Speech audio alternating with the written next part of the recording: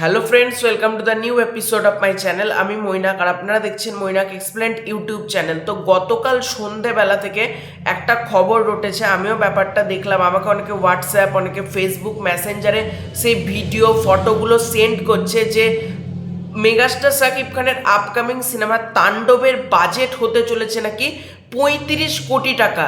মানে রায়হান রাফি, শাকিব খান, এসবিএফ, আলফায় চরকি সবারই মানে কেরিয়ারের প্রথম বড় কোনো সিনেমা, যেটা এবং বাংলাতে প্রথম কোনো সিনেমার বাজেট হতে চলেছে 35 কোটি টাকা।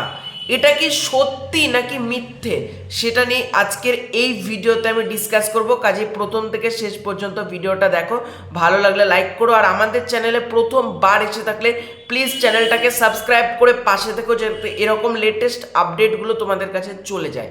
সবার প্রথমে বলি, কোন ইউটিউবার কি বলল, কোন ফেসবুক পেজ কি বলল, এটা ডাজ নট ম্যাটার। তোমাকে নিজেদের বুদ্ধি কাজে লাগাতে হবে। এটা একটা বানানো কথা। আমি তোমাকে বলছি, কোনো দিন কোনো বাংলা সিনেমার বাজেট 35 কোটি টাকা হতে পারে না, এটা অসম্ভব।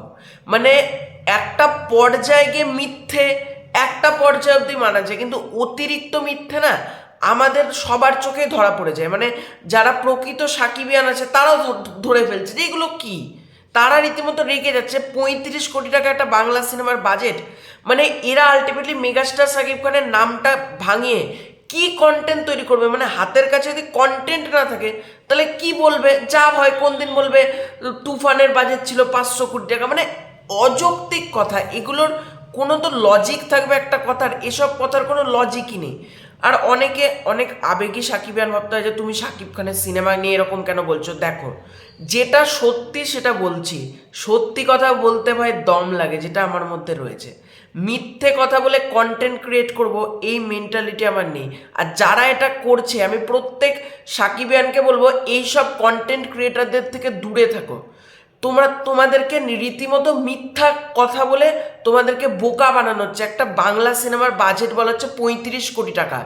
সে যারা এই কন্টেন্টটা তৈরি করছে তাদেরকে বলো এটা সোর্স কোথায়, এটা কোথা থেকে জানতে পেরেছে 35 কোটি টাকা? বা যে ফেসবুক পেজ থেকে লেখা হচ্ছে যে তাণ্ডবের বাজেট 35 কোটি টাকা, সেই পেজের নিচে গিয়ে কমেন্ট করো যে এটা সোর্স কি, যে 35 কোটি টাকা।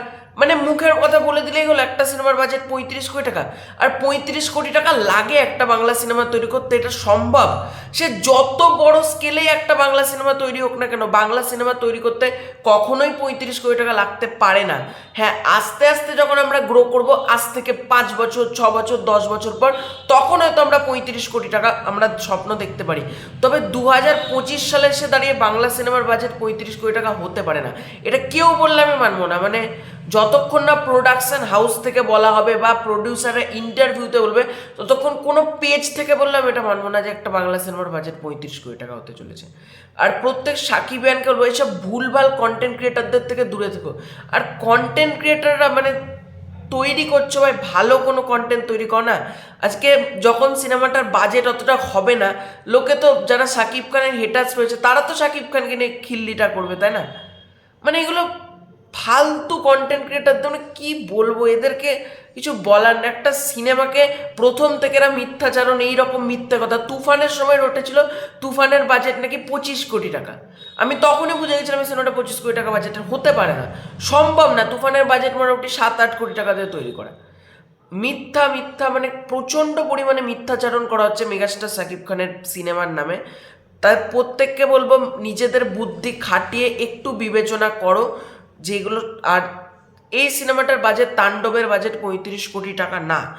খুব যদি বেশি বাজেট হয়, আমি ধরছি 15 কোটি টাকা, খুব বেশি যদি বাজেটটা হয় 15 কোটি টাকার উপরে উঠবে না, এটা আমার ধারণা। তো এটাই ছিল আজকের ভিডিও। ভালো লাগে থাকলে লাইক করো, সাবস্ক্রাইব করো। Bye bye.